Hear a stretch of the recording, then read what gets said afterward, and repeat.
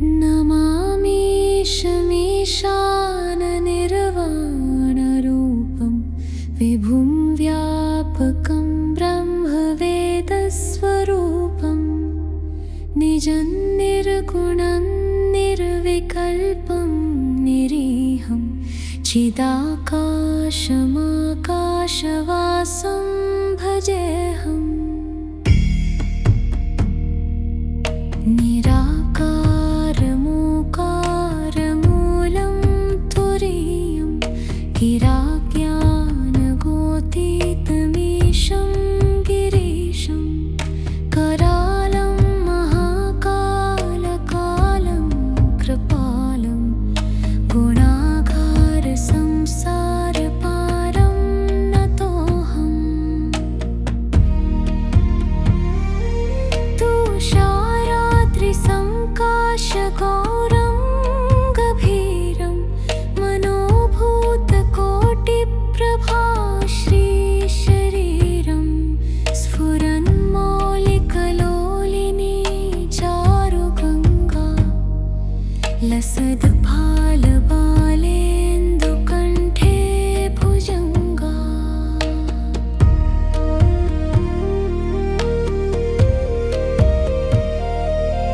चलत्कुण्डलं भ्रूसुनेत्रं विशालं प्रसन्नानन्नीलकण्ठं दयालं मृगाधीशचर्माम्बरं मुण्डमालं प्रियं शङ्करं सर्वनाथं भजामि।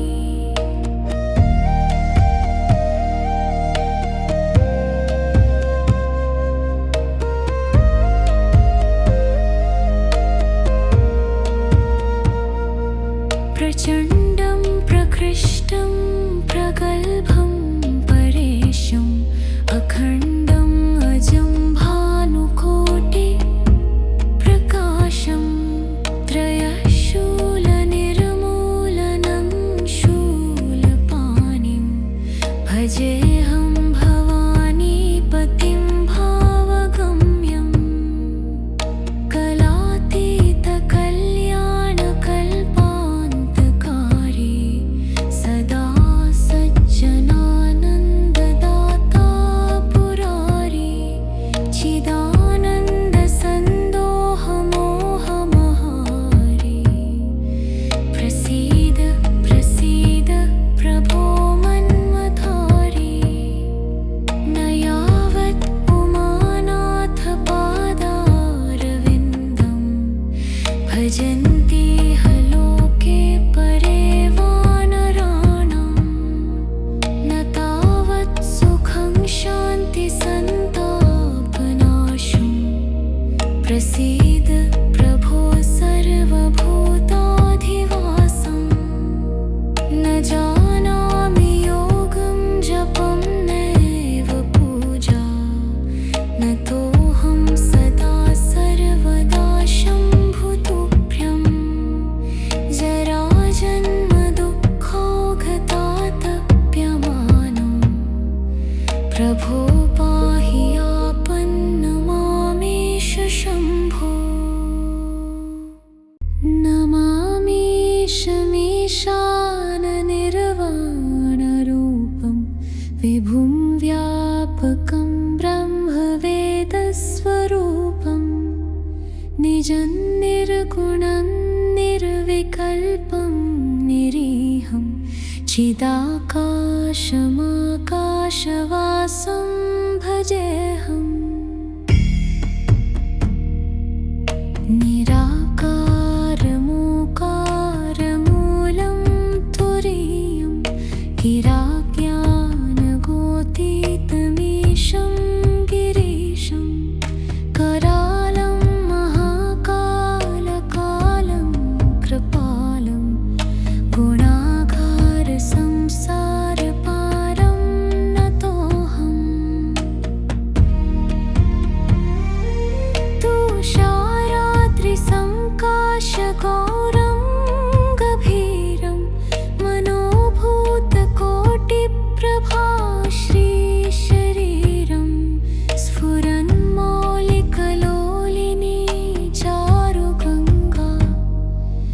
लसद्भालबालेन्दुकण्ठे भुजङ्गा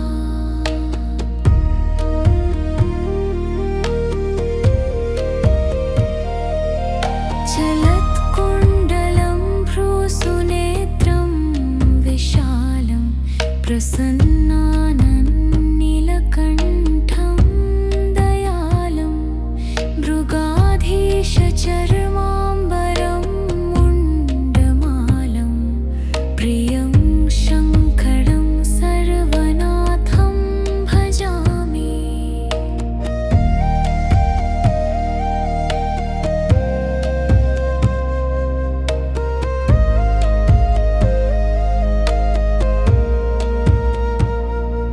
प्रचण्डं प्रकृष्टं प्रगल्भं परेशम् अखण्डम् अजं भानुकोटि प्रकाशं त्रयशूलनिर्मूलनं शूलपाणिं भजेऽहं भवानीपतिं भावगम्यम् कलातीतकल्याणकल्पान्तकारी सदा सज्जनानन्ददाता पुरारी चिदानन्दसन्दोहमोहमहारी प्रसीद प्रसीद प्रभो मन्मथारी न यावत् उमानाथपादारविन्दं भजन्ति लोके परे वानराणां न तावत् सुखं शान्तिसन्तापनाशं प्रसीद प्रभो सर्वभूताधिवासं न जानामि योगं जपं नैव पूजा न तोऽहं सदा सर्वदा शम्भुतुभ्यं जराजन्मदुःखौघतातप्यमानं प्रभो पाहि आपन्नमामेश शम्भो।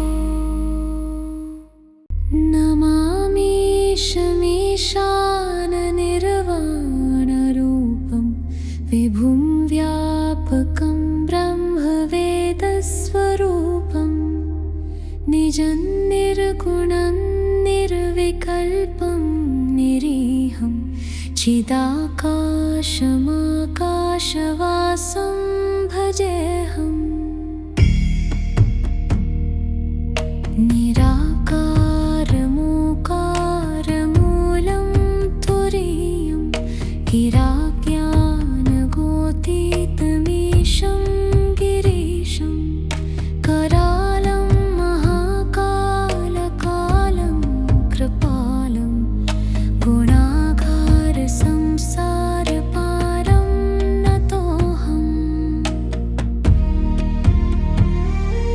तुषाराद्रिसङ्काशगौरं गभीरं मनोभूतकोटिप्रभाश्रीशरीरं स्फुरन्मौलिकलोलिनी चारुगङ्गा लसद्भालबालेन्दुकण्ठे भुजङ्गा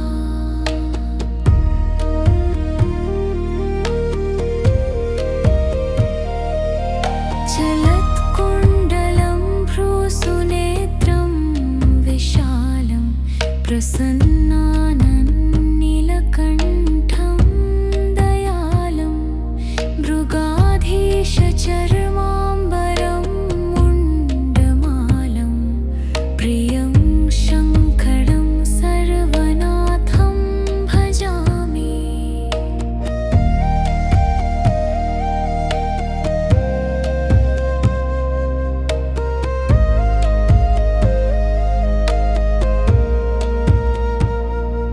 प्रचण्डं प्रकृष्टं प्रगल्भं परेशम् अखण्डम् अजं भानुकोटि प्रकाशं त्रयशूलनिर्मूलनं शूलपाणिं भज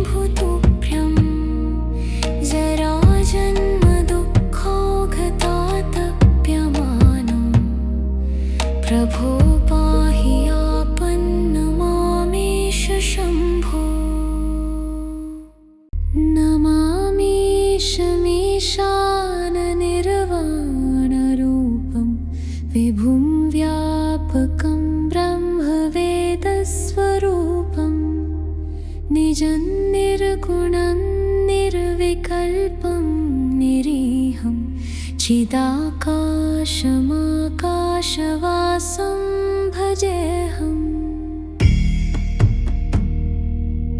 निराकारमोकारमूलं तुरीयं गिराज्ञानगोतीतमीशं गिरीशं करालं महाकालकालं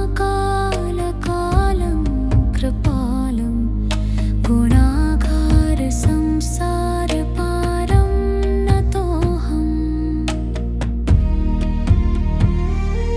तुषाराद्रिसङ्काशगौरं गभीरं मनोभूतकोटिप्रभाश्रीशरीरं स्फुरन्मौलिकलोलिनी चारुगङ्गा लसद्भालबालेन्दुकण्ठे भुजङ्गा।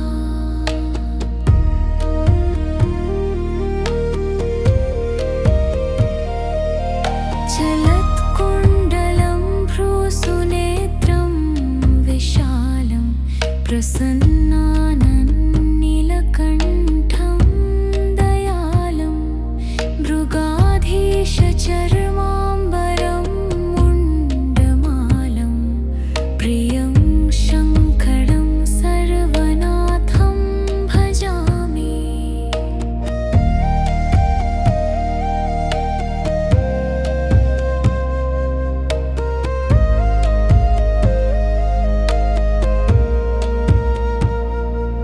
प्रचण्डं प्रकृष्टं प्रगल्भं परेशम् अखण्डं अजं भानुकोटि प्रकाशं त्रयशूलनिर्मूलनं शूलपाणिं भजेऽहं भवानीपतिं भावगम्यम्।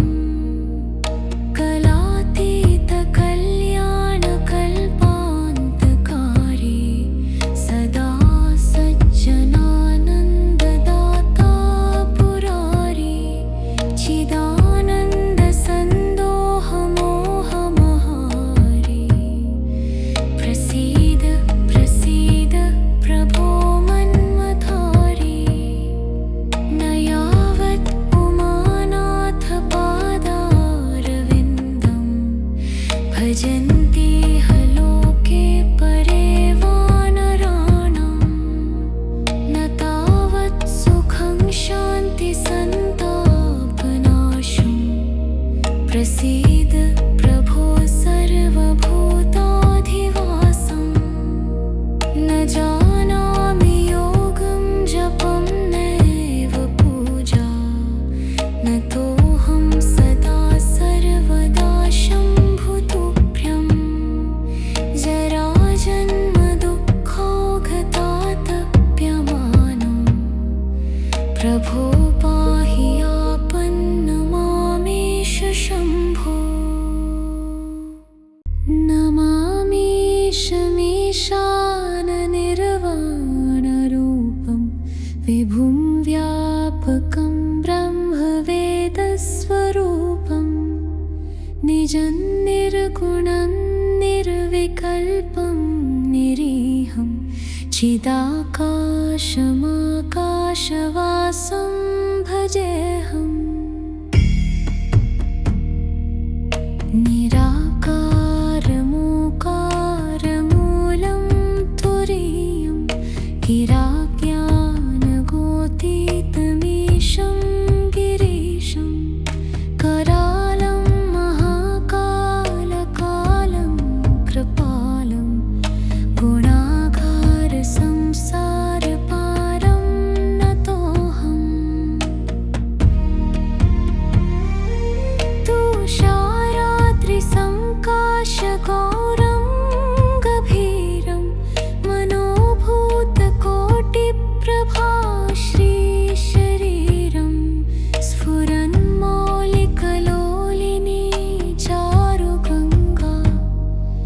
लसद्भालबालेन्दुकण्ठे भुजङ्गा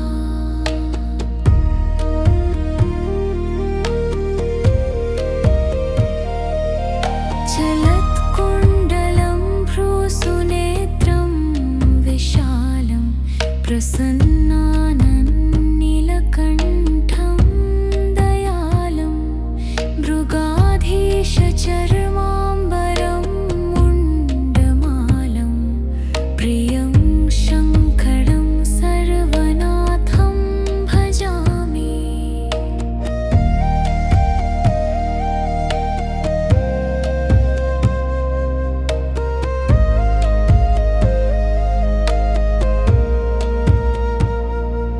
प्रचण्डं प्रकृष्टं प्रगल्भं परेशम् अखण्डं अजं भानुकोटि प्रकाशं त्रयशूलनिर्मूलनं शूलपाणिं भजेऽहं भवानीपतिं भावगम्यम् कलातीतकल्याणकल्पान्तकारी सदा सज्जनानन्ददाता पुरारी चिदानन्दसन्दोहमोहमहारी प्रसीद प्रसीद प्रभो मन्मथारी न यावत् उमानाथपादारविन्दं भजन्ति लोके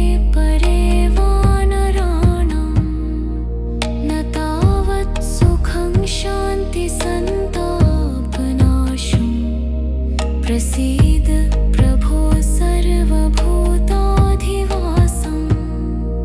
न जानामि योगं जपं नैव पूजा न तोऽहं सदा सर्वदा शम्भुतुभ्यं जराजन्मदुःखौघतातप्यमानं प्रभो पाहि आपन्नमामेश शम्भो।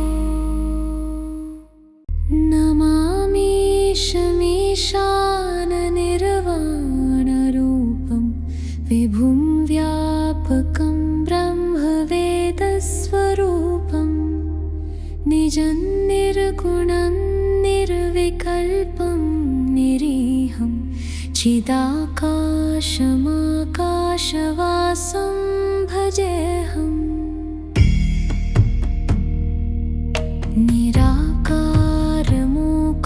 निराकारमोकारमूलं तुरीयं गिराज्ञानगोतीतमीशं गिरीशं करालं महाकालकालं कृपालं गुणागारसंसारपारं नतोऽहम्।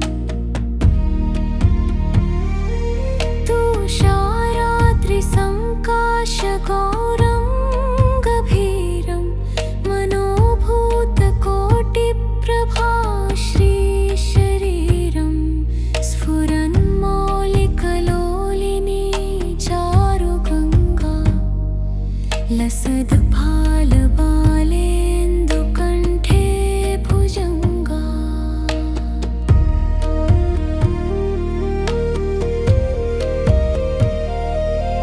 चलत्कुण्डलं भ्रूसुनेत्रं विशालं प्रसन्नानन्नीलकण्ठं दयालं मृगाधीशचर्माम्बरं मुण्डमालं प्रियं शङ्करं सर्वनाथं भजामि।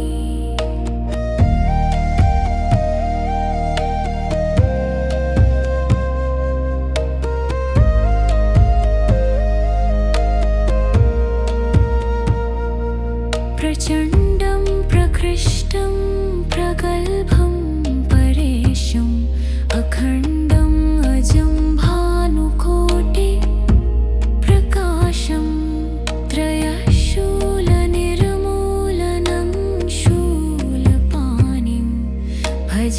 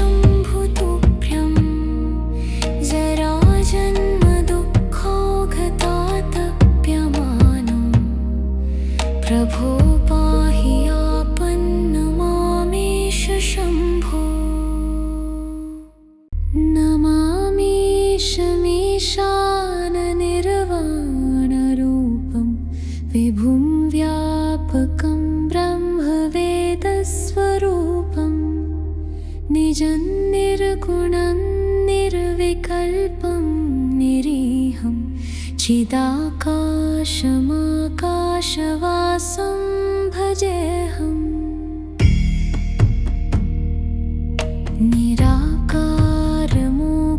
निराकारमोकारमूलं तुरीयं गिराज्ञानगोतीतमीशं गिरीशं करालं महाकालकालं कृपालं गुणागारसंसारपारं नतोऽहम्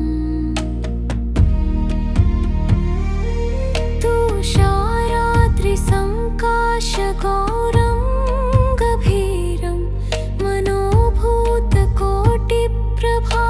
श्रीशरीरं स्फुरन्मौलिकलोलिनी चारुगङ्गा लसद्भालबालेन्दुकण्ठे भुजङ्गा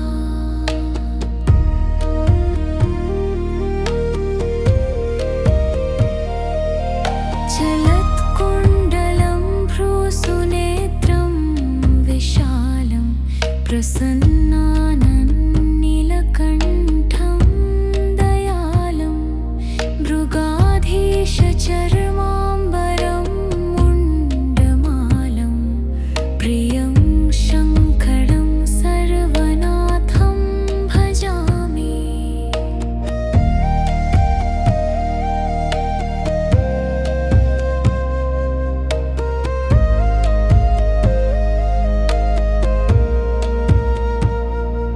प्रचण्डं प्रकृष्टं प्रगल्भं परेशम् अखण्डं अजं भानुकोटि प्रकाशं त्रयशूलनिर्मूलनं शूलपाणिं भजेऽहं भवानीपतिं भावगम्यम्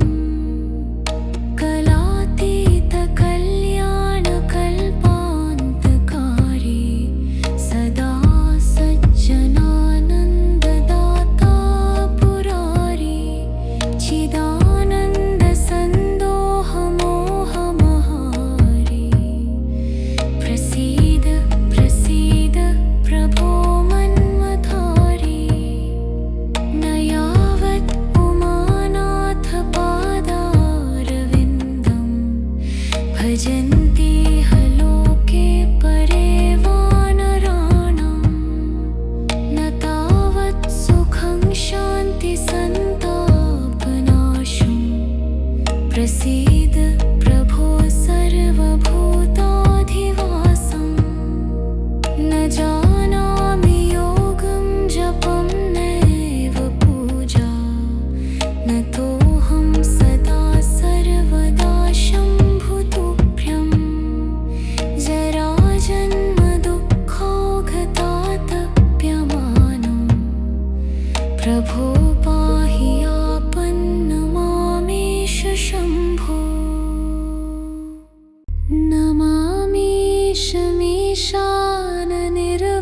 नमामीशमीशाननिर्वाणरूपं विभुं व्यापकं ब्रह्मवेदस्वरूपं निजं निर्गुणं निर्विकल्पं निरीहं चिदाकाशमाकाशवासं भजेऽहम्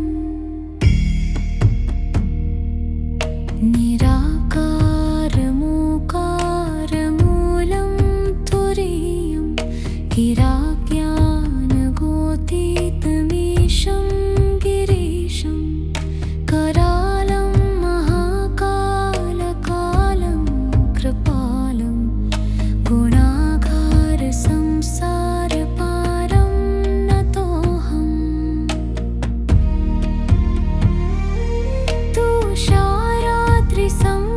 तुषाराद्रिसङ्काशगौरं गभीरं मनोभूतकोटिप्रभा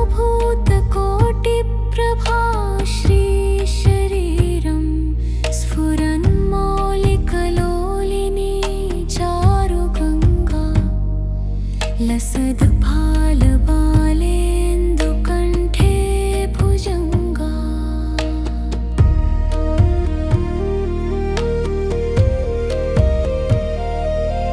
चल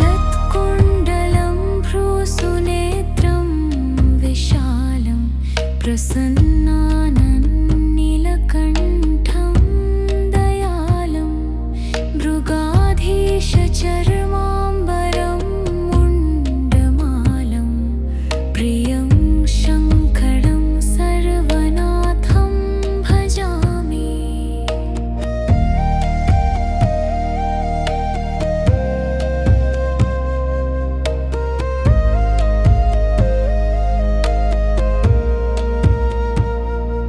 प्रचण्डं प्रकृष्टं प्रगल्भं परेशम् अखण्डम् अजं भानुकोटि प्रकाशं त्रयशूलनिर्मूलनं शूलपाणिं भजेऽहं भवानीपतिं भावगम्यम्।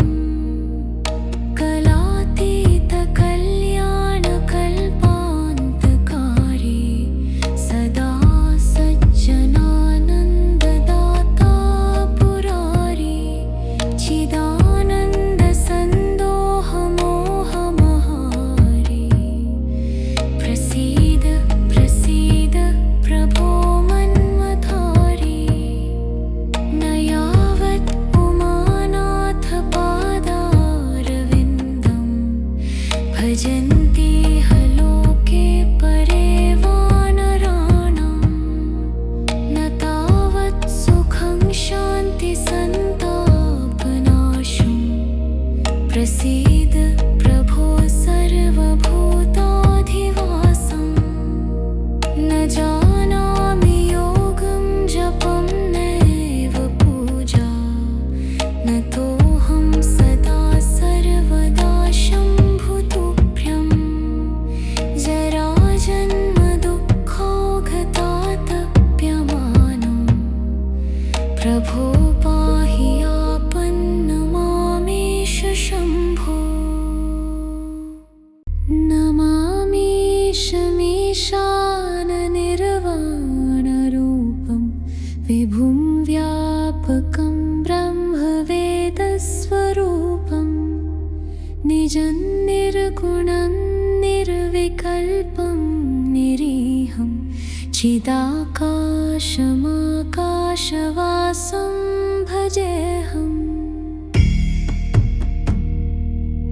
निराकारमोकारमूलं तुरीयं गिराज्ञानगोतीतमीशं गिरीशं करालं महाकालकालं कृपालं गुणागारसंसारपारं नतोऽहम्।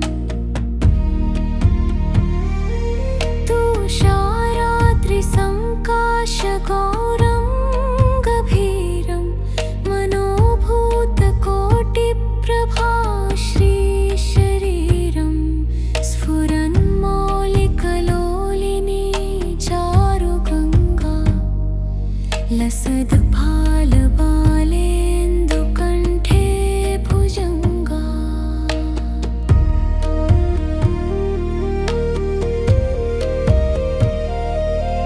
चलत्कुण्डलं भ्रूसुनेत्रं विशालं प्रसन्नानन्नीलकण्ठं दयालं मृगाधीशचर्माम्बरं मुण्डमालं प्रियं शङ्करं सर्वनाथं भजामि।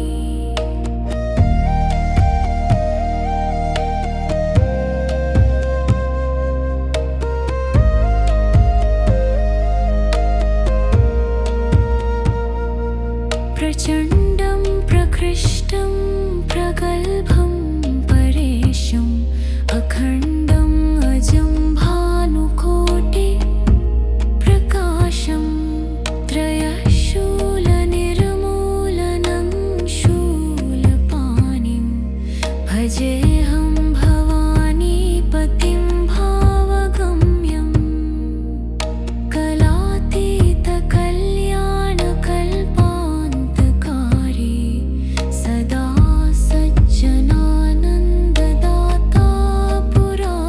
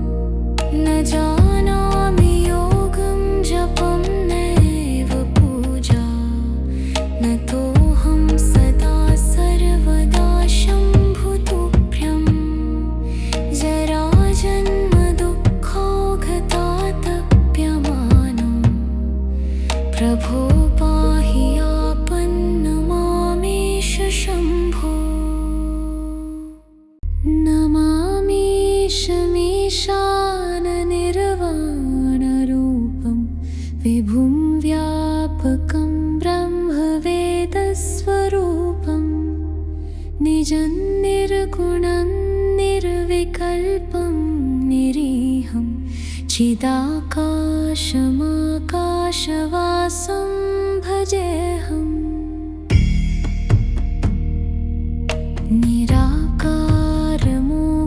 निराकारमूकारमूलं तुरीयं गिराज्ञानगोतीतमीशं गिरीशं करालं महाकालकालं कृपालं गुणागारसंसारपारं नतोऽहम्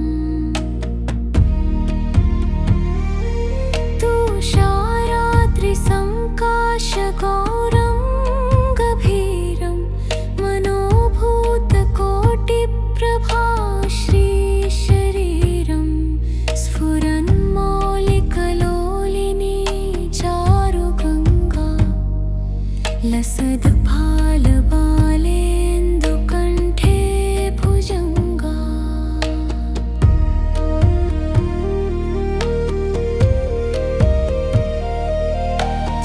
चलत्कुण्डलं भ्रूसुनेत्रं विशालं प्रसन्नानन्नीलकण्ठं दयालं मृगाधीशचर्माम्बरं मुण्डमालं प्रियं शङ्करं सर्वनाथं भजामि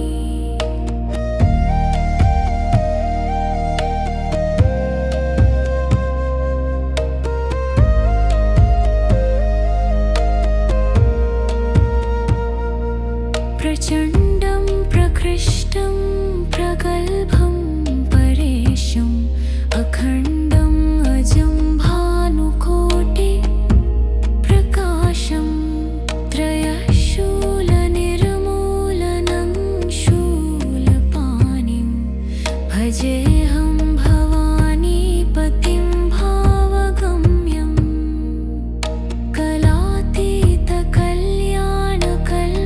कलातीतकल्याणकल्पान्तकारी सदा सज्जनानन्ददाता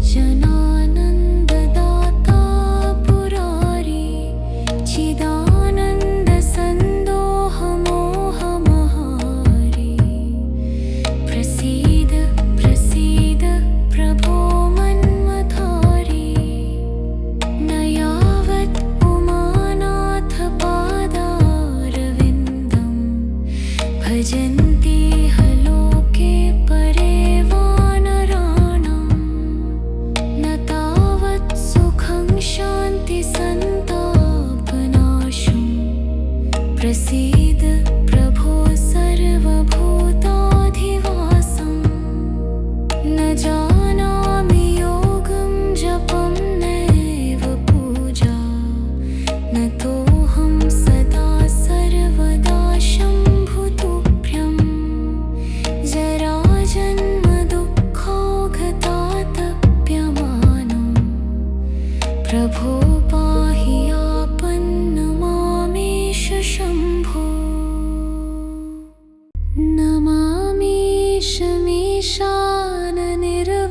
नमामीशमीशाननिर्वाणरूपं विभुं व्यापकं ब्रह्मवेदस्वरूपं निजं निर्गुणं निर्विकल्पं निरीहं चिदाकाशमाकाशवासं भजेऽहम्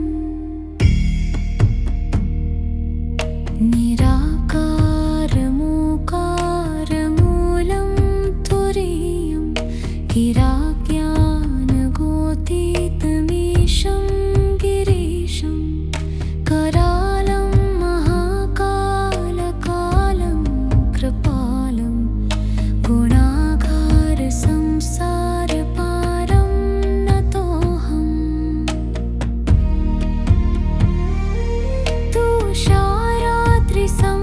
तुषाराद्रिसङ्काशगौरं गभीरं मनोभूतकोटिप्रभाश्रीशरीरं स्फुरन्मौलिकलोलिनी चारुगङ्गा लसद्भालबालेन्दुकण्ठे भुजङ्गा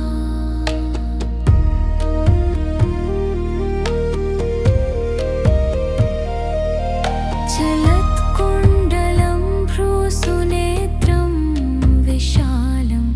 प्रसन्नानन्नीलकण्ठं दयालं मृगाधीशचर्माम्बरं मुण्डमालं प्रियं शङ्करं सर्वनाथं भजामि।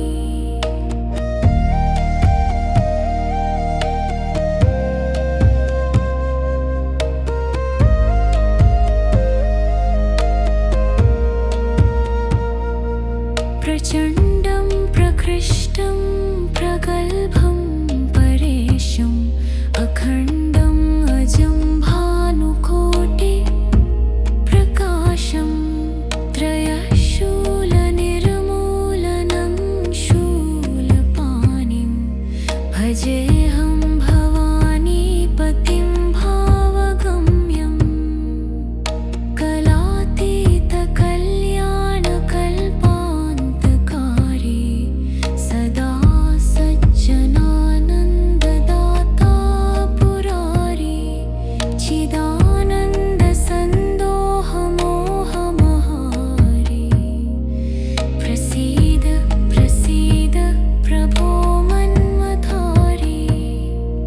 न यावत् उमानाथपादारविन्दं भजन्ति लोके परे वानराणां न तावत् सुखं शान्तिसन्तापनाशं प्रसीद प्रभो सर्वभूताधिवासं। न जानामि योगं जपं नैव पूजा न तोऽहं सदा सर्वदा शम्भुतुभ्यं जराजन्मदुःखौघतातप्यमानं प्रभो